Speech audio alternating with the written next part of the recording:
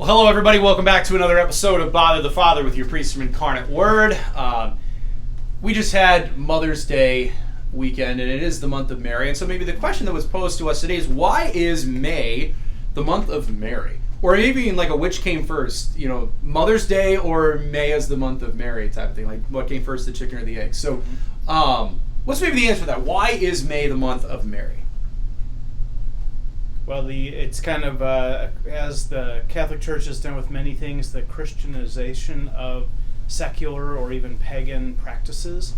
So the month of May was always sort of both in Greek times, Roman times, up until pagan times, yeah. Kind of dedicated to one of the goddesses of fertility or fruitfulness. Springtime.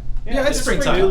It's springtime. Yeah. And so Mary is the, sort of represents the life of the church and giving new life to the Son of God who brings a springtime for humanity. Yeah. Mother of God, Mother of the Church. And it also is nice that we celebrate Mother's Day in secular society, and just to give thanks for our mothers and even those who just showed a mother's love to us. Gifts that no one can ever fully repay. Just for the countless selfless ways that our mothers have loved us and shown us their compassion. And I think the Catholic faith has always been unapologetic about its devotion to Mary. Yes. It's not a sort of thing like, we kind of, don't tell anybody, but we kind of like her. Mary's always been a big deal. Yeah. And is unabashedly so. Yeah. Yeah, and that's our Savior. I guess here at Incarnate Word, Mm-hmm. Our Savior comes through the Blessed Mother. All of creation was waited on bated breath for her yes. Mm-hmm.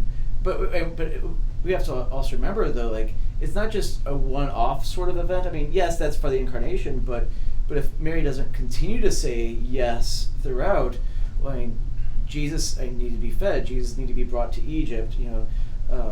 Who's going to console his heart when he's on the cross?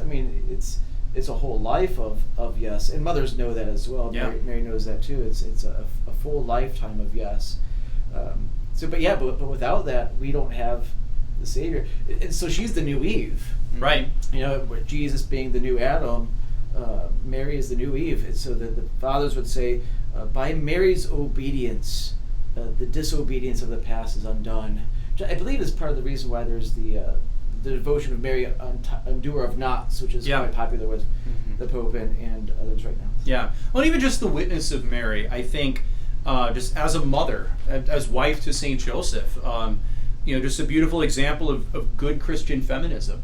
Just the beauty of the feminine. John Paul II wrote a couple beautiful letters in the 90s talking about the feminine genius. I think that was one of the titles. The phrase, the feminine genius. We don't often think of those terms, but for St. John Paul II to write the feminine genius and to just extol the beauty of femininity in a world that increasingly just tries to blend all the lines and blend any distinctions, I think that's important because Mary's yes and her uniqueness in the role of the church shows us that we aren't one-to-one interchangeable. That our sexuality matters in a very important way as far as how God created us and who we are. In His image, male and female. And what you see when God creates Adam and Eve is that they complement one another. Yeah. And it's only after sin that they begin to compete with one another. Right. And that's kind of, I think, what we have to always take a step back in the church and in our families when we get into this male versus female almost competition, is saying, God created us to work together, and each, male, the man will have gifts that complement what the woman does and needs, and the woman will have gifts that the man doesn't have, and we want to see that as a positive thing rather than trying, like you said, to blend those lines or erase any distinction. Yeah, I was at the Seed Conference this past January. One of the speakers, Jason Everett, who's a very well-known speaker on chastity and theology of the body, he had a very good line. He said, women were not created to do everything that men could. He said, if anything, you were created to do things, speaking to the girls there, he said, you were created to do things men can't, and we need each other for the sake of the human race, but also just to show the beauty of God's creation. Yeah. That's why Adam exclaimed, this one at last is bone of my bones and flesh of my flesh. Someone who was like him but different. Yeah. There was, I forget where it was, if it was in Pope St. John Paul II's encyclicals, or if it was elsewhere, but it described women as the civilizing force of society. Which I love that. Probably accurate. And the mother, the affection, really does bring The heart. the heart to Absolutely. society. Yeah. Mm-hmm. Yeah, So we need especially that. in our families too. Yeah, no, and I think of when people struggle to understand why Catholics have such a institutional devotion to Mary, I just think about growing up. There were times where you're kind of afraid to ask Dad directly, but you knew if you could get Mom on your side, you could get Dad. And so sometimes you'd lobby Mom, like, go talk to Dad for me. Please get him to say yes to A, B, or C.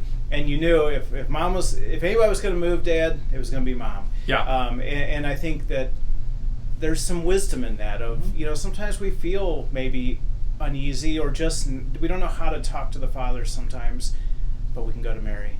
And she will talk to her Son. She will talk to God for us. Yeah. And that's the beauty of God. Jesus on the cross saying, "Behold your mother." He shares his mother with us because he wants her to protect us and intercede for us. So it's a great gift we have. Yeah, absolutely. All right, maybe another fun question. What is the best advice your mom has given you?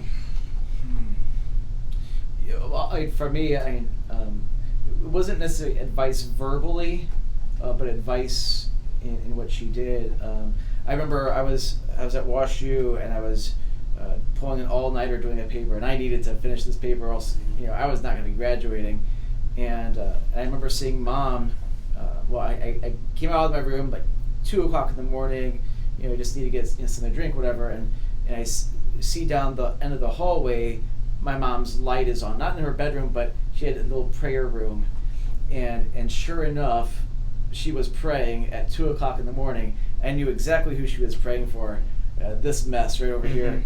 And so that was the witness of her prayer. Was the best advice. Like, always pray, be persevering in prayer.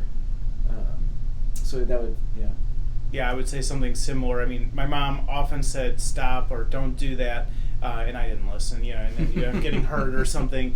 So that was good advice that I didn't always listen to. But more than anything, just that witness of being honest and doing your own work and just kind of living out the virtues that were taught to us. Seeing that embodied in my mom has always been a important teacher for me. Sure. Yeah, obviously all of those things. My mom's very devout. She had really a big reversion back to the faith when I was in grade school.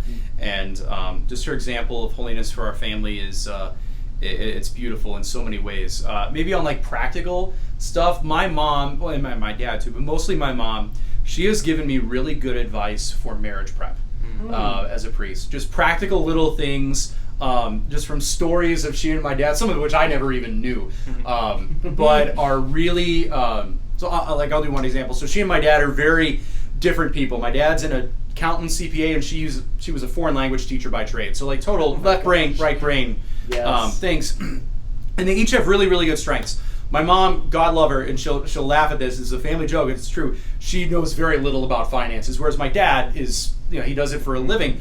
And so they have a rule in their house when it's one of them who really knows what they're doing and the other one has no clue. The one who knows what they're doing will just say, "Honey, just show up. Just show up. I got this. Like, we'll go over everything together, but trust me on this." Whereas conversely, family vacation, my mom loves to plan the family vacation. We're going to Hawaii later this summer. My dad, God love him, not his forte. So my mom just says, "Honey, just show up. I've got this." So that's the little kernels of things like that I love to give to my married couples that are straight from my mom and dad. So that's great. Yeah. All right, well, thanks again for tuning into this episode of Bother the Father. Remember, if you want your question to be answered by one of us during a future Bother the Father episode, go on the Incarnate Word website and click on Bother the Father, and you can submit your question, and we can hopefully answer it for you in the future. Anyway, thanks so much. We look forward to seeing you in the next episode. God bless. Bless.